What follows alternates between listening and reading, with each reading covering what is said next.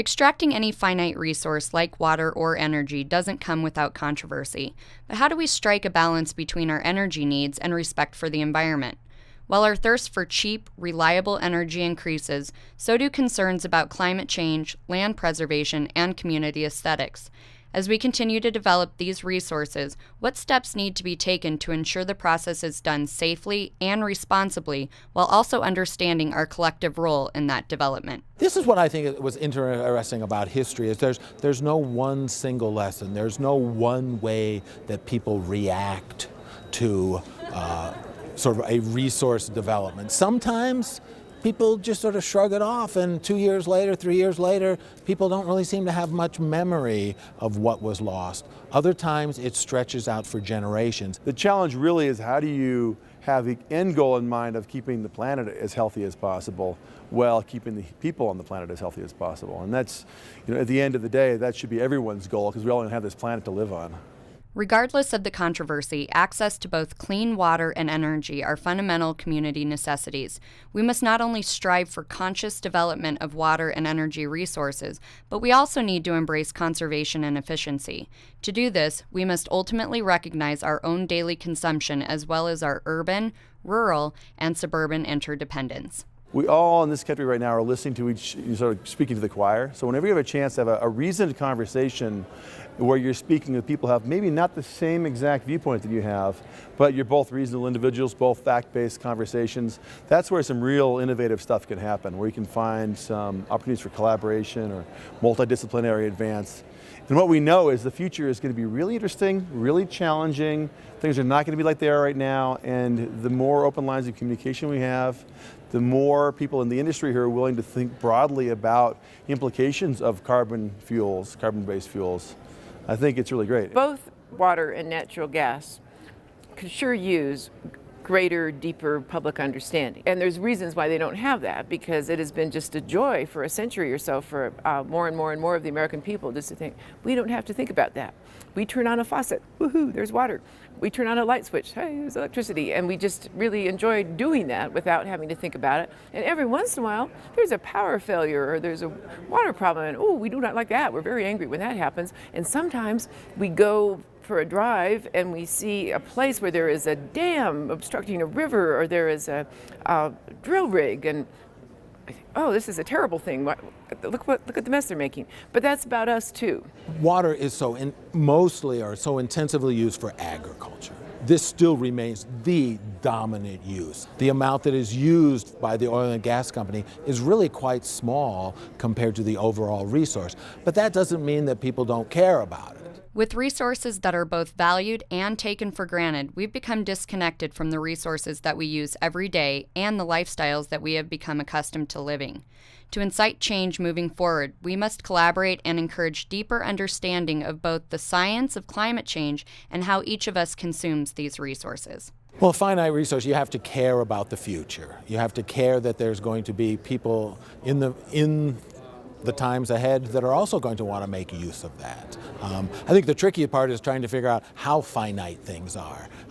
If you have to use it somehow, we have to live, we have to use resources. Everything is seemingly finite, but you got to be concerned about the future. Life in the arid west, semi-arid west, that would not happen without this huge water infrastructure. The number of people who live in this area couldn't be imagined without the water infrastructure. And maybe the most focused places is suburbs. If you look at suburbs along the front range, in the 1970s, that was considered to be the major environmental problem because it was subsidized by fossil fuels, cars driving back and forth from the city to the suburbs, natural gas heating the homes. And so fossil fuel really made suburban sprawl happen, and it is possible to have a very clear and very pure stand on certain kinds of resource use that simply walks away from our own individual participation and responsibility. The oil and gas community has an opportunity to learn from the water industry's century of battles and opposition. While it's important for the industry to understand that they will not make everybody happy, fostering constructive dialogue with the environmental community and working to reframe the issues will be an important step into the future. You know, the outreach to people on the other side of an issue is really important, because the conflict over the issue isn't about the facts. Two sides, same facts, different views. It's not about the facts. It's why do they feel the way they do about those facts. This whole gas development has given us a huge opportunity to think about, okay, now we've got a good supply, we've got a good chunk of time, how do we work this out? And at the same time, and I think this is really what's important for the oil and gas industry to do, is embrace the science of climate and understand what's going on in the climate, understand what levels of carbon dioxide in the atmosphere are levels that shouldn't be achieved, and work to really aim for a target that's amenable to the planet.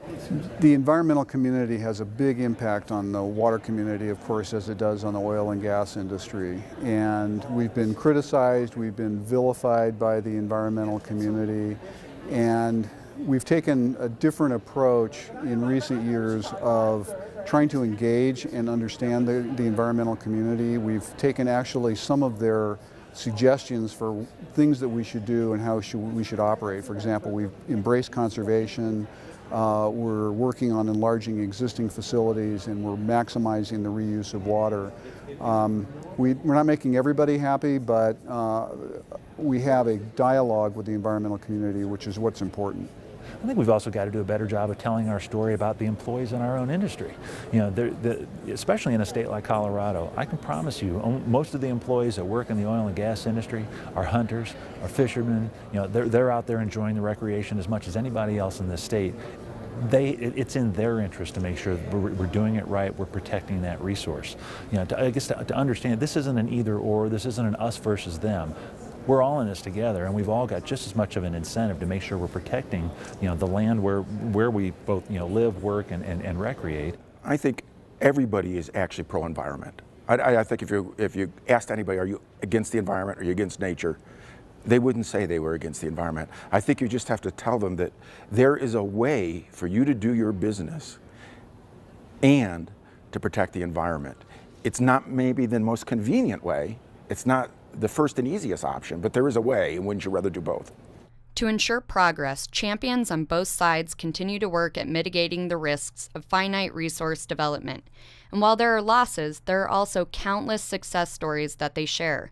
These successes show that for the paradigm to shift, it is vital that both the environmental community and the oil and gas community come together to find a middle ground. I would say to anybody who is really locked into opposition and has the opponents in a tight category, I would say that's kind of boring.